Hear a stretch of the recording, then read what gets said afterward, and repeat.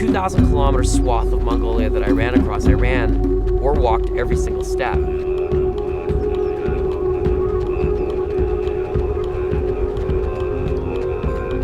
So you do get to experience at ground level truly what everybody else experiences here.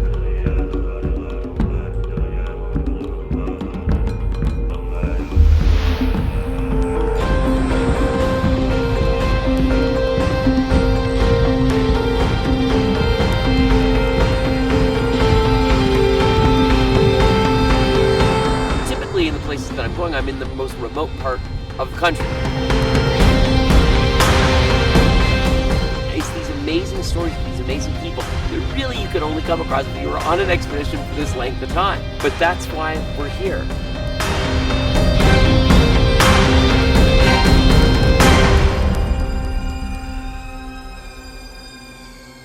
If anybody was to say that they predicted exactly what it was going to be like, they're full of shit. You know, there's no way to predict this stuff.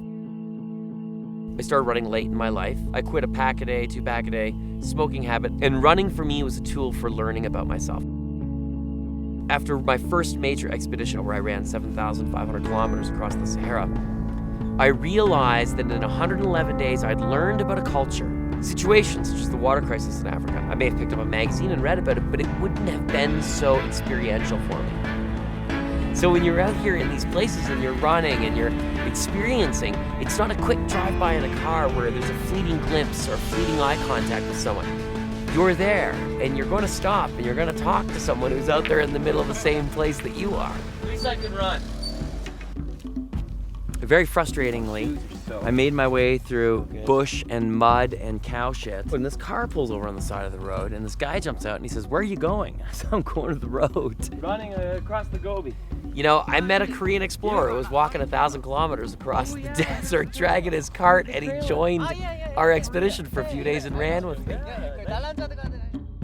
When you leave that largest urban center in Mongolia and then you're in the rest of Mongolia, that's when it really hits you how remote this place is. Let's not forget, although it is one of the world's fastest growing economies because of its rich natural resources, I believe Mongolia may be the least densely populated country on Earth.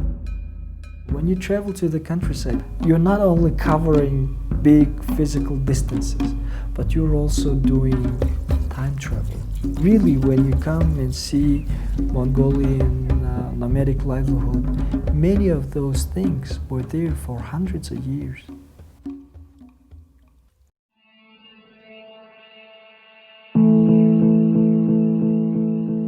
Learning that a culture can sustain itself with its own values and its own celebrations and its own ways of doing things, that it's not been, you know, quote unquote westernized.